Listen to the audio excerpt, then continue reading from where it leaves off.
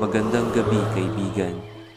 Sa mga sandaling tahimik ang paligid, habang ang buwan ay sumisilip sa pagitan ng mga ulap at ang malamig na simoy ng hangin ay dumarampi sa iyong balat, hayaan mong samahan kita sa isang paglalakbay, pabalik sa panahon ng mga alamat. Sa bawat kwento ng ating mga ninuno, nakatago ang mga sagot sa mga tanong tungkol sa pinagmulan, sa kahulugan ng tapang, kagandahan, at pagmamahal. Marahil ay napapansin mong dahan-dahan nang bumibigat ang iyong mga talukap na parang tinatawag kang magpahinga at makinig muna. Dito sa ating munting sulok ng gabi, walang ibang mahalaga kundi ang mga salaysay na iningatan at inilasamang bawat lahat. Kwento ng simula, ng pagkakat, ng pag-ibig, ng paghahanap ng sarili.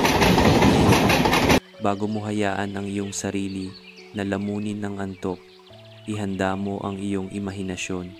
Isantabi ang pagod, ang alalahanin ng araw-araw, at pakinggan mo ang kwento ng isang alamat na yumakap sa ating kultura. Isang alamat na sumasalamin sa bawat Pilipinong naghahanap ng kanyang pinagmulan. At sa dulo ng gabing ito, naway bitbitin mo ang diwa ng kwento kahit ikaw ay tuluyan ng mapanatag sa himbing ng iyong pagtulog. Ang kwento nating pag-uusapan ngayong gabi ay walang iba kundi ang alamat ng malakas at maganda.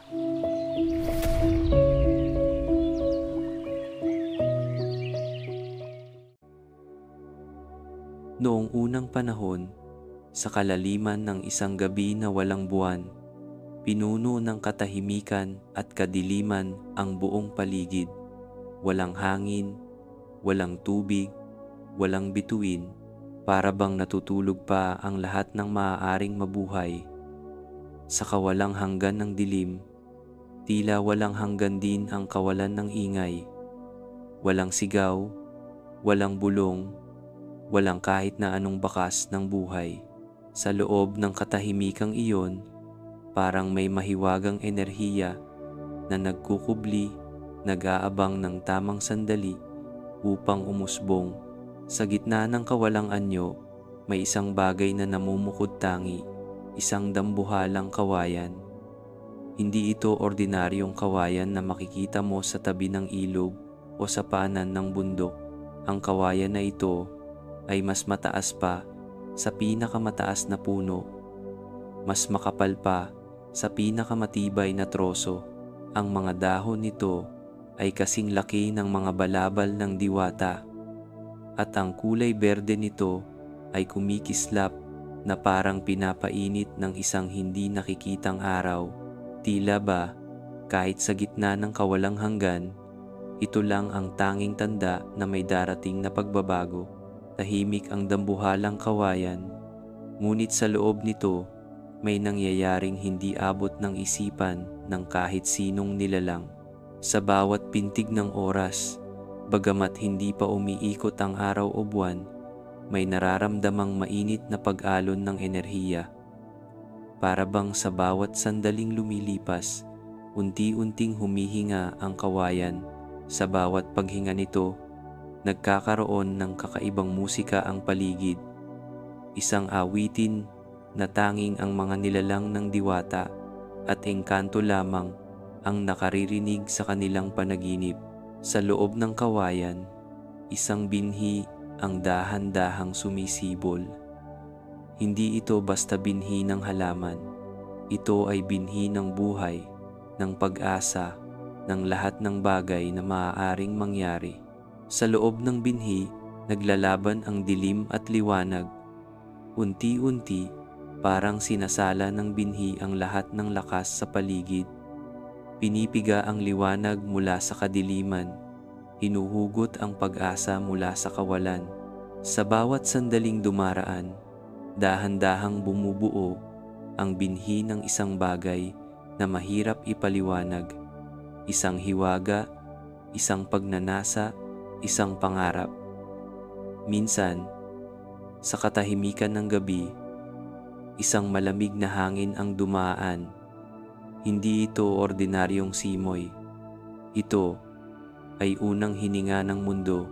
Sa kanyang pagdaan, dahan-dahang nilalaro ng hangin ang mga dahon ng kawayan na tila ba tinatawag na magising ang matagal nang natutulog na hiwaga. Sa unang pagkakataon, narinig ng kawayan ang sarili niyang tunog, ang marahang paggalaw ng mga dahon, ang bahagyang pag-iyak ng dagta, ang pagpitik ng mga sanga, at sa tunog na iyon, nagising ang binhi sa kanyang kalaliman. Mula sa malalim na loob ng kawayan, isang mapusyaw na liwanag ang nagsimulang kumislap. Maliit sa simula, parang baga na hinipan ng malamig na hangin, ngunit unti-unting lumakas hanggang sa lumiwanag at lamunin ang lahat ng dilim sa loob ng kawayan. Sa liwanag na iyon, nagsimulang mabuo ang anyo ng dalawang nilalang. Isa ay matipunong lalaki at isa ay marikit na babae. Hindi pa nila alam ang kanilang pangalan. Hindi pa nila alam ang mundo. Ngunit sa unang sandali ng kanilang pagkamulat, alam na nilang sila ay mahalaga. Bago pa man sila ganap na mabuo, tila ba may nararamdaman na silang koneksyon sa isa't isa. Isang unawaan na hindi pa kailanman nasusubukan. Isang pagnanais na makalabas sa kanilang pagkakakulong at makita ang mundo. Ngunit sa ngayon, nananatili pa silang tahimik sa loob ng kawayan. Hinihintay ang tamang panahon, ang tamang hudyat mula sa kalikasan upang tuluyan silang isilang sa mundo. Sa labas ng kawayan, nagsisimula na ring gumalaw ang paligid. Ang mga unang tunog ng tubig ay marahang naglalakbay sa hangin, at ang mga ulap ay unti-unting humahawi sa kalangitan, parang sumasaludo sa isang napipintong pagdating. Nararamdaman ng kawayan ang paglalim ng enerhiya, para bang pinipilit nitong itulak palabas ang dalawang nilalang na matagal nang nag-aabang. Ito ang simula ng lahat. Sa isang mundong walang laman kundi katahimikan at hiwaga, ang dambuhalang kawayan ang naging sinapupunan ng sangkatauhan. At sa mga susunod na kabanata, makikilala natin ang dalawang nilalang na magtatakda ng daloy ng kwento, sina malakas at maganda, ang pinagmulan ng bawat Pilipinong may lakas ng loob at ganda ng kalooban. Sa bawat tibok ng puso ng kawayan, nalalapit na ang pagsilang ng isang alamat na habang buhay na mananatili sa ating mga kwento at alaala.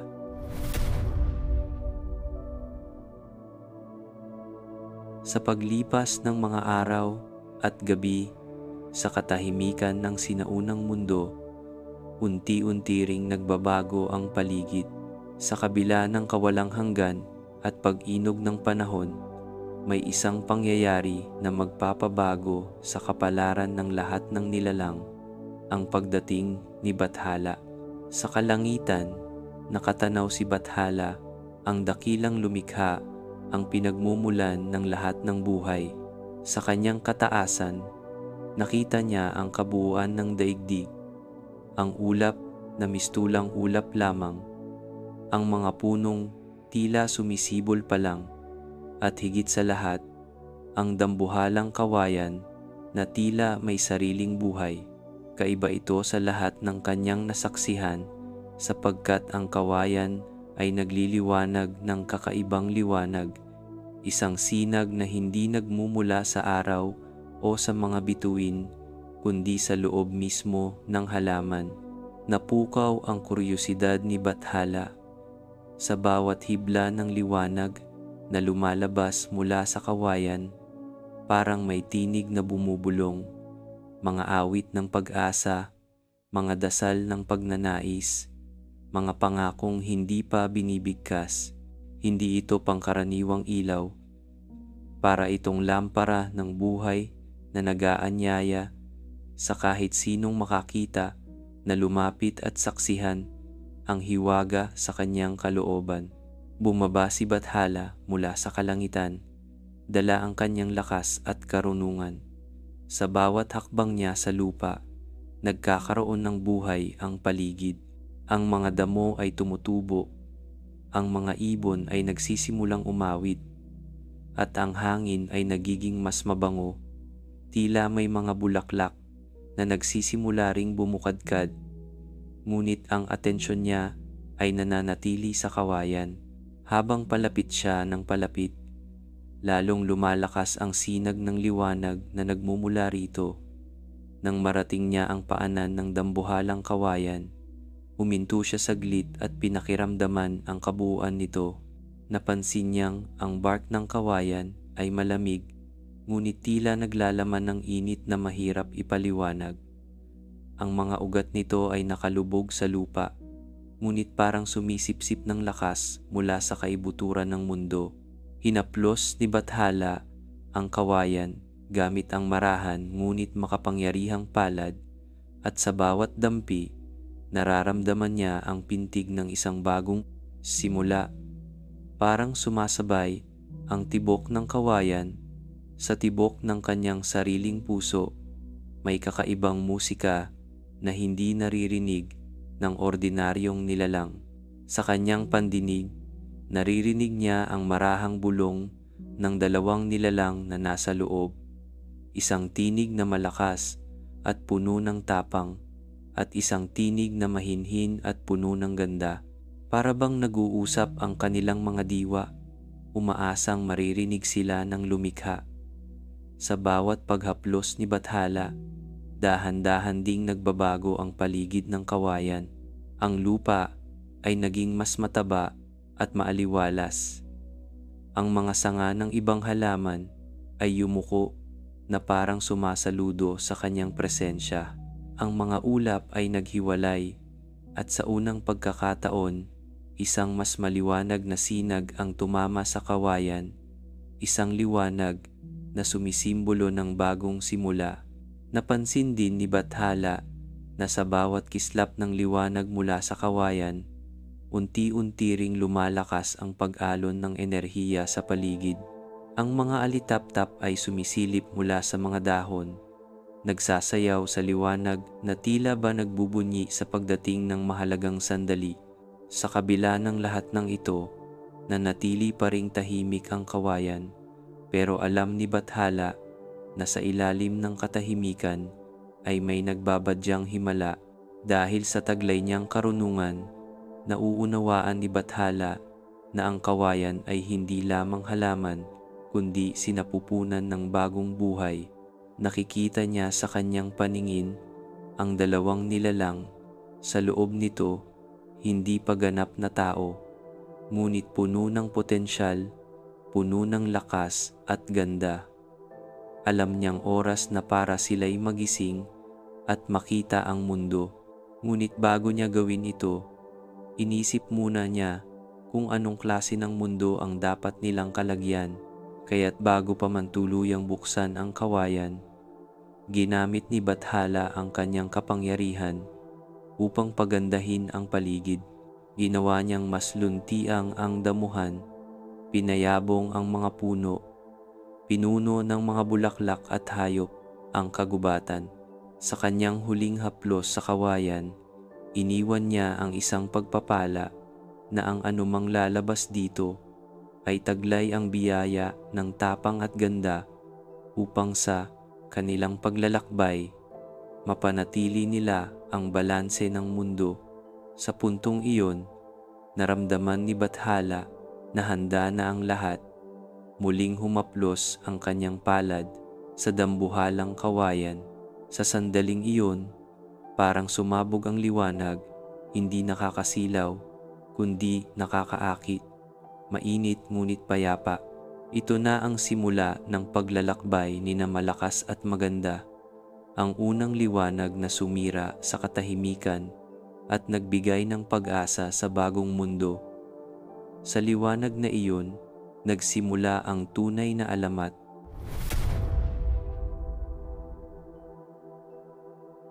Kung nagugustuhan mo ang ating kwento, kapatid, Huwag kalimutang i-like ang video na ito at mag-subscribe sa channel. I-comment mo rin kung taga saan ka at anong kwentong alamat ang gusto mong isunod namin. Ngayon, balik tayo sa kwento. Nang maramdaman ni Bathala na panahon na upang isilang ang bagong buhay, tinipon niya ang lahat ng lakas at karunungan. Sa katahimikan ng kagubatan, tanging tunog ng hangin at marahang pag-alon ng mga dahon ang maririnig. Tumindig siya sa harap ng dambuhalang kawayan.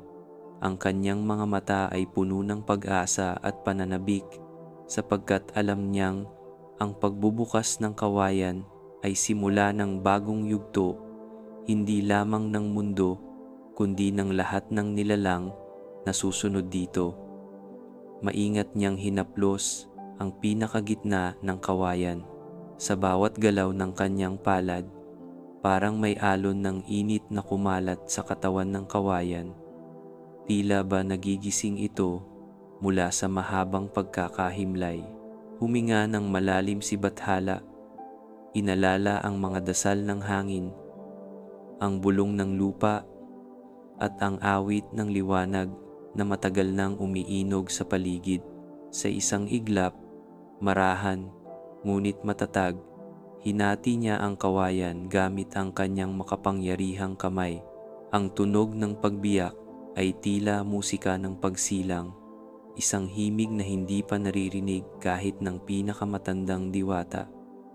Sa bawat pagkalas ng hibla ng kawayan, tila sumasabay ang pintig ng mundo.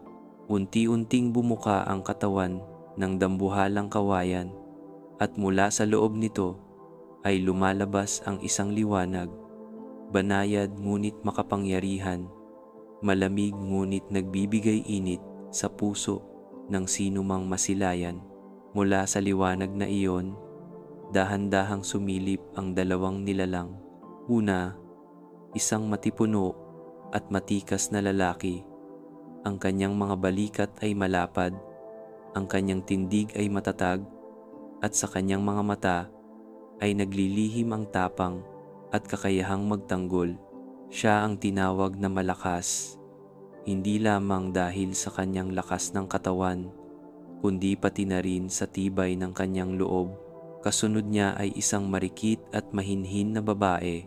Ang kanyang mga mata ay kasing lalim ng gabi, ngunit kasing liwanag ng umaga. Ang bawat galaw niya ay puno ng biyaya. Ang kanyang ngiti ay nagpapabuka ng mga bulaklak, at ang bawat haplos ng kanyang kamay ay nagpapalambot sa pinakamabagsik na hangin.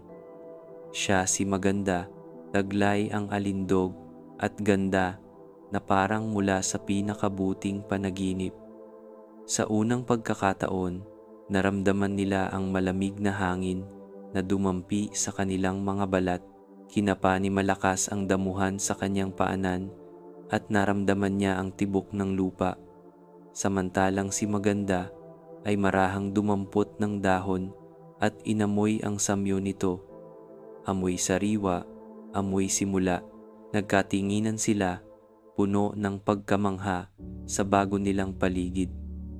Hindi man nila alam ang mga salitang gagamitin, naramdaman agad nila ang ugnayan, isang koneksyon na tila likas sa kanila mula pa sa simula.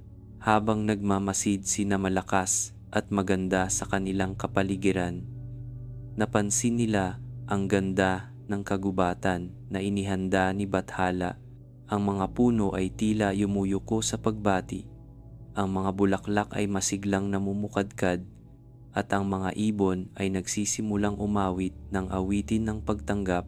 Bawat kulay ng mundo ay bago sa kanilang paningin, ang asul ng langit, ang luntian ng damo, ang ginto ng araw na sumisilip sa pagitan ng mga dahon. Lumapit si Bathala sa kanila at tinig niya ang unang tinig na narinig ng mga tao. Maligayang pagdating, Malakas at Maganda. Kayo ang unang bunga ng aking pag-asa at pagmamahal.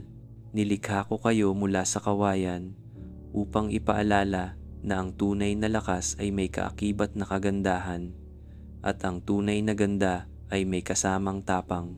Sa inyong pagsasama, magsisimula ang kwento ng sangkatauhan, tahimik na nakinig sina Malakas at Maganda. Ang bawat salita ni Bathala ay parang ugat ng puno na kumapit sa kanilang puso at isipan. Sa kanilang mga mata, sumilay ang pagkaunawa. Sila ang simula. Sila ang mga unang susulat ng kwento ng mundo. Unti-unti, sinimulan nilang tuklasin ang paligid. Si Malakas ay nauunang maglakad, sinusuri ang mga bato, mga sanga, at ang agos ng ilog. Si Maganda naman ay marahang sumusunod, tinutuklas ang lambot ng mga bulaklak at ang himig ng mga alitaptap na nagliliparan. Sa bawat hakbang nila, natututo silang maging bahagi ng bagong mundo, isang mundong puno ng pangako, ng hiwaga at ng pag-asa. Sa sandaling iyon, nagtagpo ang kanilang mga palad. Sa pagkakahawak nila sa isa't isa, parang napuno ng liwanag ang buong kagubatan. Ramdam nila na hindi sila nag-iisa, na may lumikha at nagmamahal sa kanila, at na ang bawat araw na dadaan ay magiging bahagi ng isang alamat na mag-uugat hanggang sa pinakadulo ng panahon. At dito nagsimula ang totoong paglalakbay nina Malakas at Maganda, hindi lang bilang unang tao, kundi bilang simula ng lahi, simula ng alamat, at simula ng walang katapusang kwento ng Pilipinas.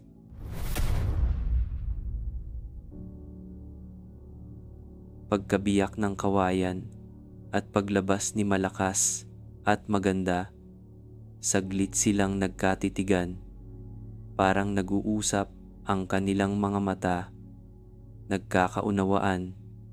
Kahit walang binibitawang salita, si Malakas, bagamat unang beses pa lang niyang nararanasan ang liwanag, ang lamig ng simoy ng hangin, at ang haplos ng araw sa kanyang balat, ay agad nakaramdam ng kakaibang sigla sa katawan. Para bang sa bawat pintig ng kanyang puso ay may rumaragasang lakas na nagmumula sa mismong sinapupunan ng mundo.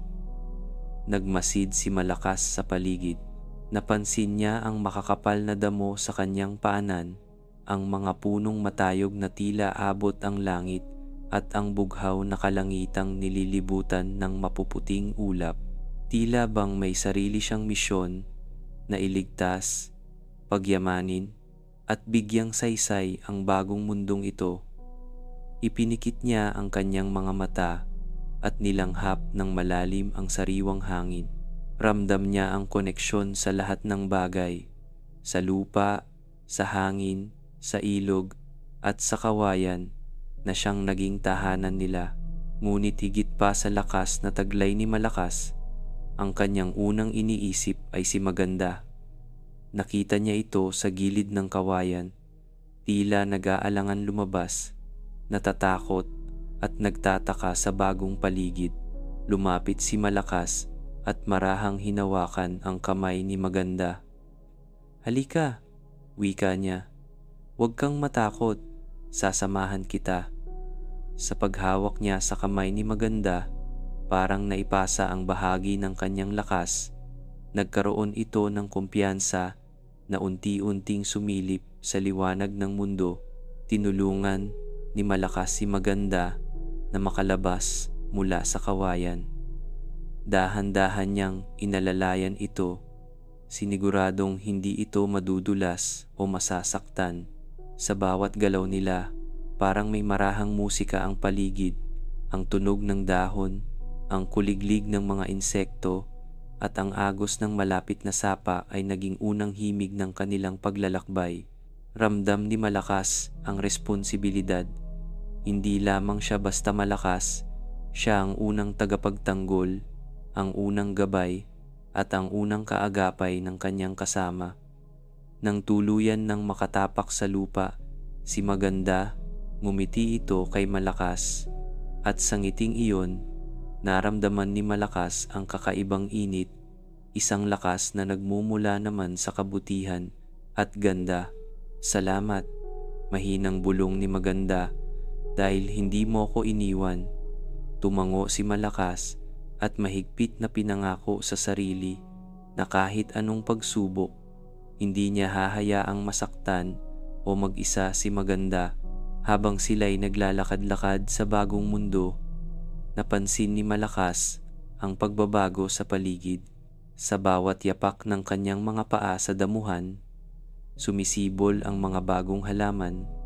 May mga bulaklak na namumukadkad, may mga punong nagsisimulang mag-ugat, at ang mga damo ay nagiging mas luntian at mas malago. Para bang bawat kilos niya ay may kapangyarihang magbigay buhay at pag-asa sa paligid. Naglakad si Malakas patungo sa isang malapit na sapa. Pagdating niya roon, napansin niyang walang tubig ang ilog, tuyo ang batuhan at basag ang lupa.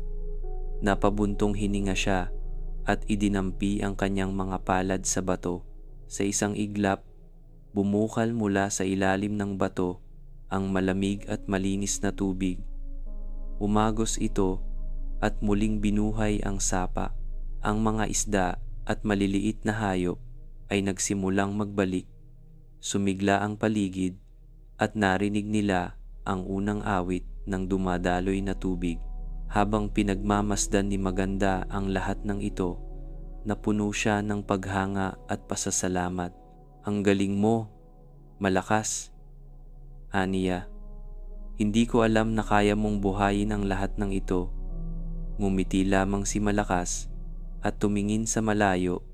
Iniisip na marahil ay ito ang kanyang tungkulin, ang maging tagapaglikha at tagapagpanatili ng balanse sa mundo.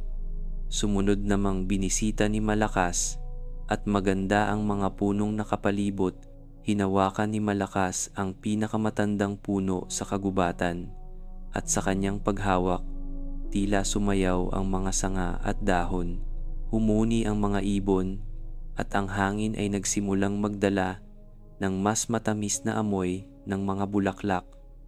Mula sa punong iyon, kumalat ang sigla sa buong gubat.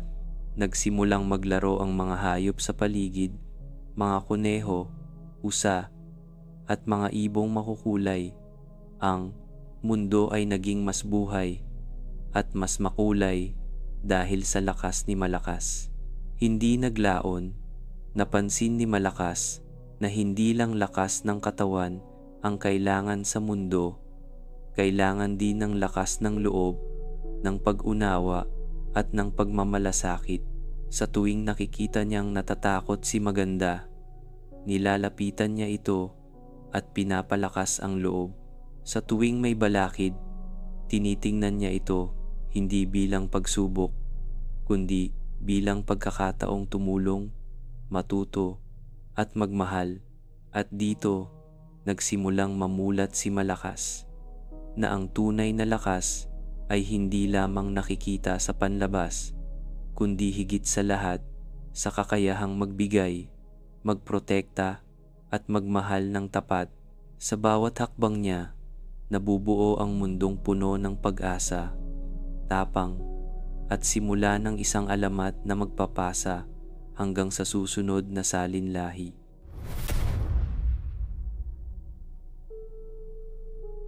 Habang si Malakas ay abala sa pagtuklas ng kanyang kakayahan at tungkulin sa bagong mundo, si Maganda naman ay tahimik na pinagmamasdan ang lahat ng nagaganap. May kakaibang ningning sa kanyang mga mata at sa bawat sandaling napapangiti siya, tila may liwanag na sumasabog mula sa kanyang puso patungo sa paligid. Isang umaga, habang pinapainit ng araw ang ginintuang damuhan, naupo si Maganda sa tabi ng ilog na pinabukal ni Malakas. Marahang naglaro ang kanyang mga daliri sa malamig na tubig. Sa bawat dampi ng kanyang mga kamay sa ilog, unti-unting namulaklak ang mga puti at rosas na liryo sa gilid ng tubig. Ang dating tahimik na pampang ay napuno ng makukulay na bulaklak at maliliit na paru-paro na tila sumasabay sa kanyang mga galaw. Nang biglang humalakhak si Maganda, sumabay ang mga ibon sa paligid sa kanilang masiglang pag-awit. Mula sa mga sanga ng puno, lumipad ang mga maya at kalapati, sabay-sabay na nagsipagtipon sa ibabaw ng kawayan na naging tahanan nila. Ang kanyang tawa ay musika, banayad at puno ng sigla, at ito ang naging simula ng unang awit ng kalikasan. Sa bawat hakbang ni Maganda sa damuhan, sumibol ang mga halaman at bulaklak. Sa kanyang bawat haplos, nagkaroon ng bagong buhay ang mga lumang sanga, at ang dating kupas na mga dahon ay muling naging luntian at malusog. Kahit saan siya mapadpad, nagiiwan siya ng bakas ng ganda, hindi lamang sa anyo ng mga bulaklak, kundi sa kabaitan ng kanyang puso. Hindi nagtagal, napansin ni Malakas ang mahiwagang bisa ng presensya ni Maganda. Habang siya ay nagpapalakas ng ilog, nagpapalalim ng mga puno, at nagpapabuhay ng mga hayop, si Maganda naman ang nagbibigay ng kulay at diwa sa bawat nilikha. Kapag siya ay lumapit, mas gumaganda ang paligid, mas sumisigla ang mga hayop, mas tumatamis ang simoy ng hangin, at mas sumasaya ang damdamin ni Malakas. Isang hapon, habang pinagmamasdan ni Malakas si Maganda na nagpapalipad ng mga alitaptap sa liwanag ng dapit hapon, biglang napukaw ang kanyang damdamin. Napagtanto niya na ang ganda ni Maganda ay hindi lang panlabas, ito ay likas sa bawat kilos at salita. Kapag si Maganda ay nagkukwento tungkol sa kanyang mga pangarap at pangamba, napapalapit si Malakas, nakikinig at natututo ng pagiging mahina at malambing. Sa bawat araw na lumilipas, mas lumalalim ang ugnayan nina Malakas at Maganda. Kapag may sugatang hayop na nadadaanan si Maganda, agad niya itong kinakalong at ginagamot. Hindi siya natatakot dumumi ang kanyang mga palad o mawasak ang kanyang mga damit, basta makapagbigay siya ng pag-asa at kalinga. Natutunan ni Malakas mula kay Maganda na ang lakas ay hindi laging tungkol sa pagprotekta. Minsan, ito ay ang kakayahang magpatawad, magpakumbaba, at magmahal nang walang hinihintay na kapalit. Lumipas ang mga linggo, mas naging payapa at masagana ang paligid. Ang mga ulap ay mas maputi, ang araw ay mas maliwanag, at ang gabi ay mas tahimik. Sa gitna ng gubat, nagtayo sina Malakas at Maganda ng isang payak na tahanan mula sa mga sanga ng kawayan. Pinuno nila ito ng mga bulaklak, dahon, at mga ginintuan at pulang palamuti mula sa kalikasan. Sa bawat umaga, sabay silang bumabangon at tinatanaw ang nilikhang mundo, ang mundo nilang puno ng kulay, sigla, at pag-asa. Maraming nilalang ang humanga sa ganda ni Maganda, hindi lang mga hayop at halaman, kundi pati na rin ang hangin at tubig. Ang mga ulap ay mas madalas na dumadaan sa kanilang tinitirhan, nagbibigay ng malamig na ambon at sariwang hangin. Ang buwan ay laging nagpapadala ng malambing na liwanag tuwing gabi, na para bang nagbibigay pugay sa diwa ni Maganda. Isang gabi, habang nakaupo sa tabi ng bonfire na gawa sa lumang sanga ng kawayan, nagtanong si Malakas kay Maganda, "Ano ang ibig sabihin ng tunay na ganda?" Napaisip si Maganda, tiningnan ang mga bituin, at mahina ngunit buong pusong tumugon. Ang tunay na ganda ay hindi nasusukat sa itsura. Ito ay nakikita sa bawat kabutihang ginagawa natin sa ating kapwa at sa kalikasan. Ang ganda ay naririyan kung marunong kang magmahal, umunawa, at magbigay kahit walang kapalit. Napangiti si Malakas, at sa gabing iyon, muling nabuo ang balanse sa kanilang mundo. Lakip ang lakas at tapang ni Malakas, at ang hiwaga ng ganda at kabaitan ni Maganda. Sila ang naging inspirasyon ng bawat buhay na sumibol sa mundo, na ang tunay na kagandahan ay nagmumula sa loob, at ito'y lumalawak at bumabalot sa lahat ng nilalang, maging sa pinakapayak na sanga ng kawayan.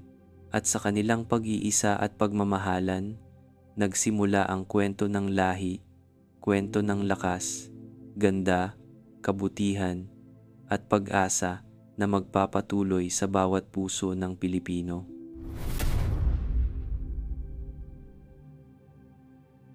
Habang patuloy ang kasiyahan at kasaganahan sa bagong mundong nilikha nina Malakas at Maganda, dumating ang isang araw na ang langit ay biglang nagdilim.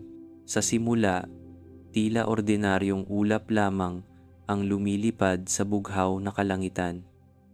Ngunit unti-unti, naging makapal at mabigat ang mga ulap at nagbabadya ng pagbabago. Napansin ni Malakas ang biglaang paglamig ng hangin, at ang mga ibong dati masiglang umaawit ay nagsimulang magtago sa mga sanga ng puno. Lumapit si Maganda kay Malakas at mahinang nagtanong, "Ano ang nangyayari?" Si Malakas, bagamat matapang, ay ngayon lang nakaramdam ng pangamba. Ngayon lang niya nasaksihan ang kapangyarihan ng kalikasan na hindi niya kayang pigilan. Tumayo sila sa gitna ng kanilang payak na tahanan at pinakinggan ang pag-ihip ng hangin na tila ba may dalang babala. Hindi naglaon, dumagundong ang kulog at dumampi ang unang patak ng ulan. Malamig, mabigat at mabilis na lumakas. Mula sa mahinang ambon, naging malakas na pagbuhos ng ulan, sinabayan ng malalakas na ihip ng hangin na parang sumisigaw sa bawat sulok ng gubat. Niyanig ng bagyo ang kanilang mundo. Ang mga punong dati yumuyuko lamang ay ngayoy pilit na lumalaban sa puwersa ng hangin. Ang mga bulaklak na pinabukad ni Maganda ay nagkalasog-lasog, at ang kanilang tahanan ay nilipad ng hangin at binaha ng tubig. Napayakap si Maganda kay Malakas. Narinig niya ang tunog ng mga sanga na nababali, ang ugong ng hangin na parang isang galit na higante. Nanginginig siya, hindi lamang sa lamig kundi sa takot at pag-aalinlangan. Ngunit naroon si Malakas, mahigpit ang pagkakayakap at matatag ang tinig. "Hindi tayo magpapadala sa bagyo," bulong niya, "hanggat magkasama tayo, may pag-asa." Agad na tinakpan ni Malakas si Maganda gamit ang sarili niyang katawan. Gumawa siya ng silungan gamit ang mga natirang sanga ng kawayan at mga malalaking dahon. Ginamit niya ang lahat ng kanyang lakas upang pigilan ang pagguho ng kanilang tahanan. Si Maganda naman, bagamat nanghihina at natatakot, ay patuloy na nagdarasal sa hangin. "Bathala, ingatan mo po kami. Huwag mong pabayaan ang aming maliit na mundo." Habang patuloy ang unos, natutunan nilang magtulungan. Si Malakas ang nagsilbing tagapagtanggol, tagapagtayo ng mga pansamantalang silungan, at tagahanap ng pagkain sa gitna ng ulan. Si Maganda naman ay nagbigay ng pag-asa at tapang, nagluto ng maiinit na sabaw gamit ang mga ligaw na halamang ugat na nakuha ni Malakas, at patuloy na inaliw ang kanilang mga sarili sa pamamagitan ng mga kwento at awit. Sa bawat pagsabog ng kidlat, sabay silang nagdarasal at nagpapalakas ng loob. "Hindi ito magtatagal," bulong ni Maganda. "Lahat ng bagyo ay may katapusan." At sa bawat pag-iyak ng langit, lalo silang nagkakalapit. Natutunan nilang balewalain ang pagod, gutom, at takot kapag magkasama, dahil may tiwala sila sa isa't isa at sa Panginoong bathala na hindi sila pababayaan. Lumipas ang 3 gabi at 3 araw, na halos walang tulog at mahirap ang bawat sandali. Ngunit sa bawat pagsubok, lalong tumibay ang kanilang samahan. Sa kabila ng ginaw at dilim, napuno ang puso ni Malakas ng pagnanasa na ipaglaban hindi lamang ang sarili, kundi higit sa lahat, si Maganda.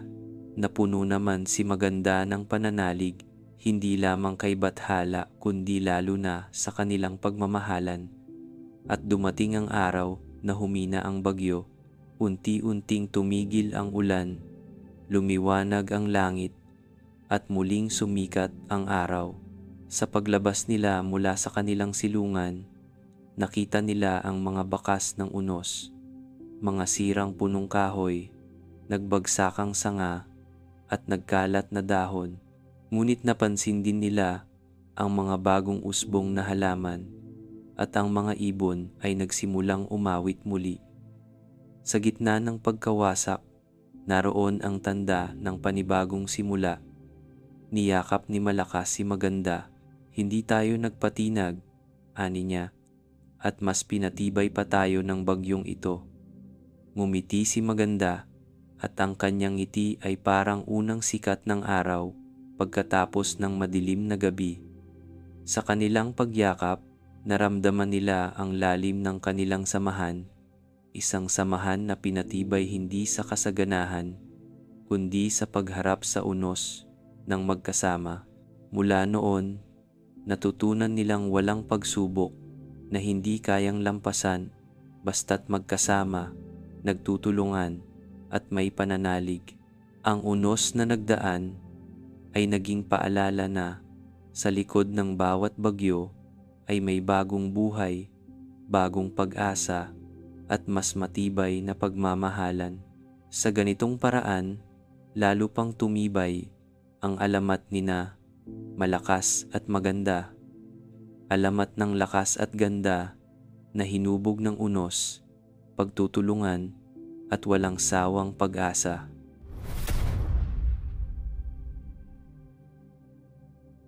Matapos ang malupit na bagyo, tahimik na sumikat ang araw.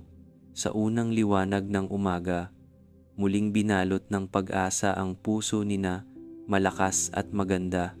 Huminga sila ng malalim habang tinitingnan ang paligid. Ang dating gubat na nilamon ng unos ay ngayoy muling nagkakaroon ng buhay. Dahan-dahang bumabalik ang mga ibon at ang mga halaman ay unti-unting sumusibol mula sa basa at sirang lupa. Subalit, sa gitna ng bagong simula, may pumipintig na tanong sa kanilang mga dibdib. Tayo lamang ba ang nararapat dito sa mundo? Habang naglalakad si Malakas sa pampang ng sapa, napansin niya ang kanyang sariling refleksyon sa tubig, mag-isa, kakaiba, at tila ba may hinahanap na hindi niya maintindihan. Si Maganda naman ay nakaupo sa lilim ng kawayan, nagbuburda ng mga bulaklak sa palad. Ngunit ang kanyang mga mata ay malayo ang tingin, parang may hinahanap din. Bagamat magkasama at nagmamahalan, naramdaman nila ang kakulangan. Ang mundo ay masyadong malawak at maganda para sila lamang ang makaranas ng lahat ng ito. Isang gabi, sa ilalim ng buwan, magkahawak kamay na nagdasal sina Malakas at Maganda. Bathala, bulong ni Malakas. Maraming salamat po sa bagong pag-asa matapos ang bagyo, ngunit nararamdaman po namin na may kulang. Nawai bigyan niyo po kami ng mga kasama upang mas mapuno at mas mapayabong ang mundo. Sumabay si Maganda, ang kanyang tinig ay malambing at puno ng pananabik. Nawai magkaroon kami ng mga kaibigan, ng mga kapatid, ng mga taong makakasama sa tuwa at sa hirap, sa tag-init at tag-ulan. Narinig ni Bathala ang kanilang taimtim na panalangin. Sa kalangitan, sumiko ang liwanag ng buwan sa kawayan na minsang pinagmulang kanilang dalawa. Biglang humangin, malamig at mabango, na parang sumasayaw sa bawat hibla ng halaman at mga puno. Isang kakaibang kislap ng liwanag ang bumalot sa paligid, at mula sa loob ng kawayan ay muling bumalot ang hiwaga. Unang umalingaw-ngaw ang tunog ng kawayan, na para bang binubuksan muli ang daan ng buhay. Isa-isang bumuka ang mga buhol at tuhod ng kawayan. Mula sa mga butas at bitak nito, unti-unting lumitaw ang iba't ibang anyo ng tao. Ang ilan ay matatangkad at matipuno. May iba namang mahihinahon at payat. May mga bata, may mga matanda, may mapuputi at may maiitim ang balat. Ang kanilang mga mukha ay iba-iba. May hugis puso, may bilugan, may matangos ang ilong, at may malapad ang noo. Sa bawat pagsilang, maririnig ang kanilang tawa, sigaw ng tuwa at pagkamangha sa mundong kanilang nilalabasan. Laking gulat nina, malakas at maganda, nang makita nila ang pagdami ng tao sa kanilang paligid. Noong una, may takot at alinlangan sila. Paano kaya nila tuturuan at pangangalagaan ang mga bagong kasama? Ngunit nang makita nila ang mga bata na naglalaro sa damuhan, ang matatanda na nagtutulungan magtayo ng silungan, at ang mga magkakapareha na nagtatanim at nagbubuklod, napawi ang kanilang pangamba. Napalitan ito ng kagalakan at pananabik na masaksihan ang pag-usbong ng bagong lipunan. Nagpasalamat sina Malakas at Maganda kay Bathala. Maraming salamat po, Bathala, sa napakagandang biyaya. Hindi na kami nag-iisa. Ang mundo ay mas makulay at mas masigla dahil sa pagkakaiba-iba ng mga tao. Si Bathala ay tumingin mula sa kalangitan, at sa kanyang ngiti ay naroon ang basbas ng pag-asa at pagmamahal. Sa mga sumunod na araw, natutunan ng mga bagong tao ang pamumuhay mula kina Malakas at Maganda. Itinuro ni Malakas ang lakas, tapang at pagkakaisa. Tinuruan niya ang mga lalaki at kababaihan na maghanap ng pagkain, magtayo ng tirahan, at magbantay laban sa panganib ng kalikasan. Si Maganda naman ay nagturo ng kabutihan, pag-aaruga at pagmamahal. Siya ang nagpakita kung paano mag-alaga ng mga sugatang hayop, magpabunga ng halaman, at magpalalim ng ugnayan sa bawat isa. Dito nagsimula ang iba't ibang kwento ng bawat lahi. Ang bawat tao, bata man o matanda, ay may sari-sariling talento at kwento. Ang ilan ay naging maggagapas ng palay, ang iba'y mang-uukit, ang ilan ay naging mga awit at makata. Ang bawat tribo, bawat pamilya, ay may dala-dalang bagong alamat at karunungan na ipinasa mula sa isang salin lahi patungo sa susunod. Sa paglipas ng panahon, napuno ang mundo ng awit, sayaw, kulay at tradisyon. Nagkaroon ng mga piyesta at pagdiriwang. Nabuo ang mga ritual at panalangin. Ang gubat ay naging tahanan ng maraming pangarap, at ang hangin ay nagdala ng mga kwento ng lakas, ganda at pag-asa. At sa gitna ng lahat, sina Malakas at Maganda ang naging gabay at inspirasyon, na ang bawat tao, anuman ang itsura, kulay o kakayahan, ay mahalaga at may puwang sa mundo. Mula sa kawayan, sumibol ang sangkatauhan. Mula sa pagmamahalan at panalangin, nabuo ang lipunang Pilipino, makulay, matatag at puno ng buhay.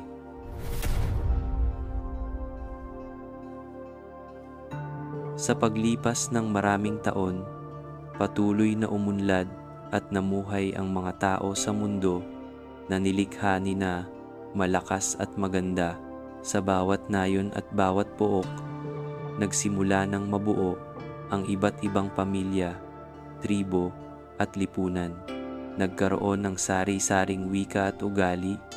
May mga nagtayo ng mga bahay sa tabi ng ilog, may naghanap ng tahanan sa lilim ng gubat, at may pumiling mamuhay sa tuktok ng mga bundok. Sa kabila ng pagkakaiba-iba, nanatili ang isang diwa, ang mga aral na iniwan ng unang mag-asawa. Tuwing gabi, sa ilalim ng bituin, nakaupo sa harap ng apoy ang mga bata at matanda, habang si Malakas at Maganda ay nagsasalaysay ng kanilang karanasan. Mga anak, panimula ni Malakas, tandaan ninyo, ang tunay na lakas ay hindi nasusukat sa laki ng katawan o sa tigas ng tinig. Ang tunay na lakas ay ang tapang na tumayo para sa tama, ang lakas ng loob na harapin ang unos, at higit sa lahat, ang kabutihang loob na tumulong sa kapwa kahit walang kapalit. Sumasabay naman si Maganda, ang tinig niya ay malambing at puno ng pag-unawa. Ang tunay na ganda, mga anak, ay makikita hindi lamang sa mukha o anyo. Ito ay nakikita sa puso, sa bawat gawaing puno ng pagmamahal, sa bawat haplos na nag-aalaga, sa bawat ngiting nagbibigay pag-asa sa iba. Ang ganda ay buhay sa loob ng bawat mabuting gawa. Hindi nagtagal, lumaki ang mga anak nila na may pusong matapang at mapagmahal. Natutunan nilang magtulungan sa pagtatanim, magdamayan sa panahon ng gutom at unos, at magpasensiya sa mga pagkakamali ng isa't isa. Kapag may mahina, nagtutulungan silang palakasin ito. Kapag may nalulungkot, may sumasabay na magbigay ng pag-asa. Sa bawat hamon, tagtuyot, sakit, giyera, at kalamidad, naging sandigan ng lahat ang diwa ng lakas at ganda na kanilang minana. Dumaan ang mga henerasyon, at sa bawat salinlahi, muling isinasalaysay ang alamat ni na Malakas at Maganda. May mga batang umiiyak sa takot tuwing may kulog at kidlat. May mga binatang nag-aalangan kapag may suliranin. May mga magulang na nangangamba para sa kinabukasan ng kanilang pamilya. Ngunit sa bawat kwento ng takot at pagdududa, may matatandang paalalang binibigkas.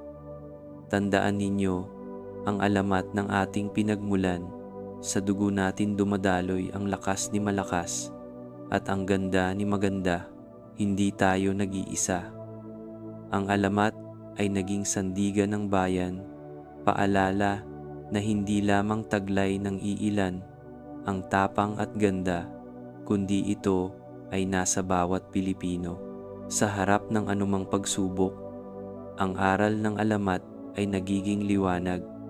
Kapag may trahedya, ang mga tao ay nagtutulungan, nagbabayanihan.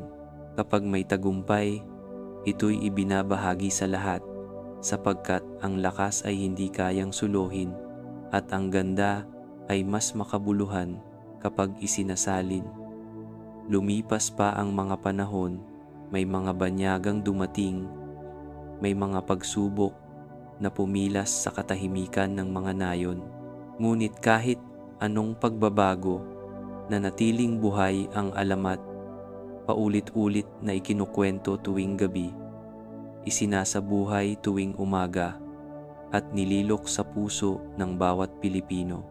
Nagkaroon ng mga bayani at lider, may mga nag-alay ng buhay at may mga nagtagumpay sa iba't ibang larangan. Ang tapang ay nasubok sa mga digmaan at laban para sa kalayaan. Ang ganda ay namalas sa mga sining, awit, sayaw, at mga likhang kamay. Lahat ng ito ay naging bunga ng isang alamat na nagsimula sa kawayan, sa puso ng dalawang nilalang na nagtiwala at nagmahal. Minsan, may batang lumapit kay Maganda at nagtanong, "Bakit po kailangan ng lakas at ganda?" Ngumiti si Maganda at hinawakan ang kamay ng bata. Dahil anak, ang mundo ay hindi laging madali. May mga pagsubok, may mga luha, at may mga panahong malulungkot tayo. Pero kung matatag ang iyong loob at bukas ang iyong puso, malalampasan mo ang lahat. Ang lakas ay magtutulak sa iyo na lumaban. At ang ganda ng iyong kalooban ang magbibigay saysay sa bawat laban. Sa pagtatapos ng gabi, pinayuhan ni Malakas ang mga kabataan. Huwag kayong matakot sumubok, huwag kayong bibitaw sa pangarap, at huwag kakalimutang magmalasakit sa kapwa. Dahil bawat tao, anuman ang anyo, kulay, o pinagmulan, ay may taglay na lakas at ganda. At nang tumanda na sina Malakas at Maganda, iniwan nila ang mundo ng may ngiti at kapanatagan. Alam nilang hindi na mawawala ang alamat sapagkat ito ay naging bahagi na ng dugo, isip at diwa ng kanilang lahi. Sa bawat Pilipinong nakakaranas ng bagyo, literal man o sa buhay, ang alamat ng Malakas at Maganda ay paalala. Sa bawat pagsubok, sa bawat umaga, may lakas at ganda na sumisibol sa ating ugat at puso. Tayo ay bunga ng tapang, pag-asa at pagmamahal, at ito ang hangarin ng alamat na ipasa ang aral na ito mula sa salin lahi hanggang sa walang hanggan. At diyan nagtatapos ang ating paglalakbay ngayong gabi, kaibigan. Sa bawat pagtulog mo, naway maalala mo na sa bawat Pilipino may malakas at may maganda, may lakas ng loob at ganda ng kalooban. Hanggang sa muli nating pagpupulong dito sa gabi ng mga alamat, manatili kang ligtas at payapa. Ito ang alamat ng Malakas at Maganda. Matulog ka na at managinip ng maganda.